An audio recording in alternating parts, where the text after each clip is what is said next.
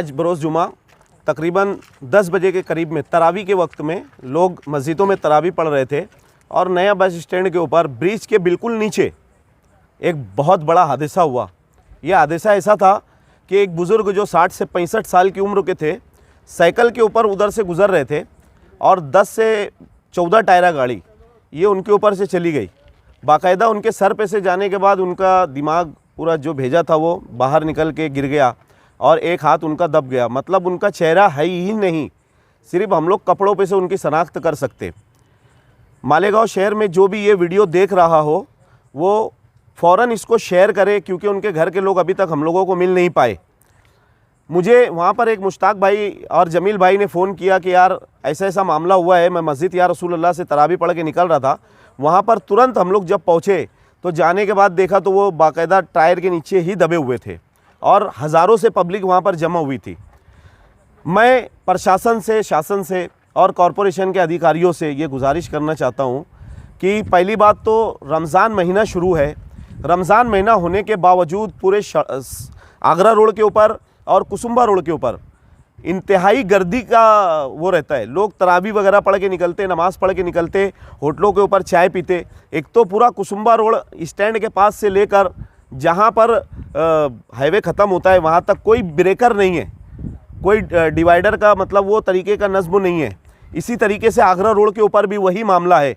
Agra road का काम चालू है, कुछ जगह पर काम हो चुका है, कहीं पर भी ब्रेकर बना हुआ नहीं है।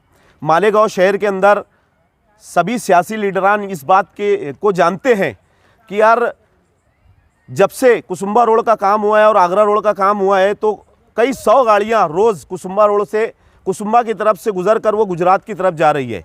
ये पुलिस डिपार्टमेंट भी इस बात का गवाह है और इस बात को वो बाखूबी जानते हैं कि रात में 7 साढ़े 7 बजे के बाद लोग रोज़ा अफ्तार करके निकलते हैं और गाड़ियों का गुज़र शुरू हो जाता है। स्टैंड के ऊपर ये हादसा जहाँ पर हुआ वहाँ पर दुनिया भर का अतिक्रमण है, इतना ज़्यादा अतिक्रमण है दोनों तरफ। मैं किसी के मुखालिफ में नहीं बोल रहा हूँ, लेकिन हादसे होते हैं, लोगों की जानें जाती है तो हम लोगों को बोलना पड़ता है।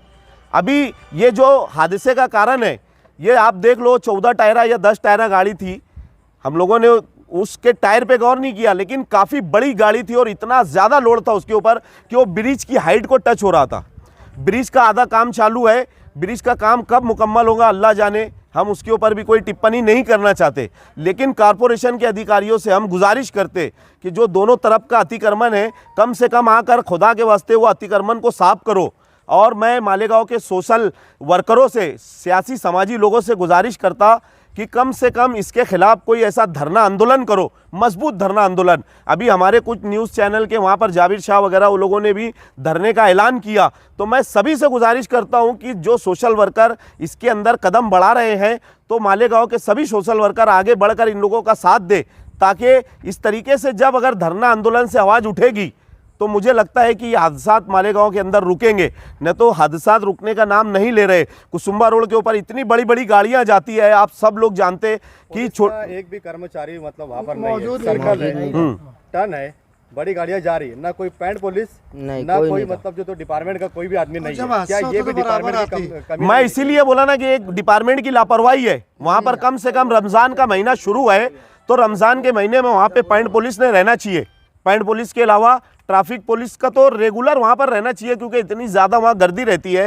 तरावी छूटने के बाद, रोज़ा अफ्तारी के बाद दिन भर लोग बाहर नहीं निकलते, लेकिन रात में जब बाहर निकलते और उसमें ये हमारे ऊपर इतना बड़ा बोझ है कि 10 टायरा 22 टायरा बड़े से बड़ी गाड़ियाँ, जैसे जो लोगों ने गाड़ियाँ हाईवे पे देखी नहीं होगी वो गाड़ियाँ मालेगांव से एंट्री करके बाकायदा वो कुसुम्बा रोड से गुजर के और गुजरात की तरफ जा रही है। तो हमारी पुलिस डिपार्टमेंट से ख़ास तौर से हम लोग डीवाईएसपी साहब से गुजारिश करते और मालेगांव के एसपी साहब से गुजारिश करते, सभी पब्लिक आम आदमी गुजारिश कर रहा है साहब से कम जब तक के रमज़ान महीना शुरू है वहाँ पर गर्दी का मामला है तो वहाँ पर पैंट पुलिस रेगुलर रखे। उसके अलावा गाड़ियाँ जो रोड के ऊपर भी लग रही है ये गाड़ियों को बंद करे और जो स्टैंड के पास अतिक्रमण है उसको खुदा के वास्ते हम पुलिस डिपार्टमेंट से अपील करते हैं कि वो अतिक्रमण हटाएं। और दूसरी आखिरी में लास्ट बात ये बोल रहा हूँ कि ये बुज़ुर्ग की उम्र तकरीबन 60-65 साल है।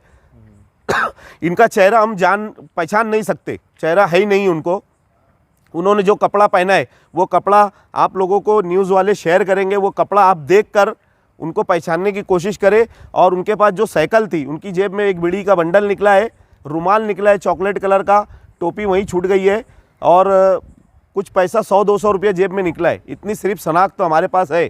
अब ये बाकी आप लोगों को उनका कपड़ा देखकर आप लोग जानने पहचानने की कोशिश करो, आपके महल्ले के हो या आपके घर के हो, तो वो तुरंत सिविल हॉस्पिटल आओ, क्योंकि हम लोग सब यहाँ पर सिविल हॉस्पिटल में खड़े हैं। शुक्रिया, अस्सलाम वालेकुम।